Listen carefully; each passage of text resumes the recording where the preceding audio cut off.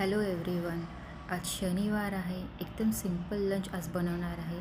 तर लंचमध्ये आहे चण्याची भाजी आणि भात आणि भजी.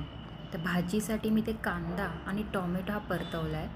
त्यात बेसिक मसाले हिंग, हळद, लाल तिखट हे घरचंच आहे आणि धने पावडर हे टाकले आहे आणि हे मिक्स करून परत त्यात मीठ टाकणार आहे आणि हा मसाला आता शिजवत ठेवणार आहे. आता ह्यामध्ये मी उकडलेले चणे टाकलेत, ते परतवून घेणार आणि 5 मिनटं हे वाफेवर शिजवून देणार. आता हे मस्त झाले आहेत.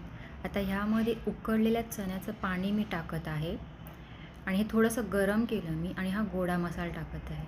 गोड्या मसाल्यात लसूण आणि आलं भरपूर असल्यामुळे मी एक्स्ट्रा टाकलं नाही आणि शेवटी हा गरम मसाला टाकणार आहे.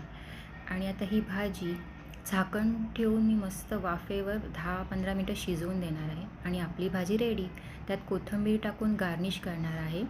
तर अशी आपली भाजी रेडी आहे. मस्त भातावर भाजी घेणार आहे, भजी आणि हिरवं लोणचं.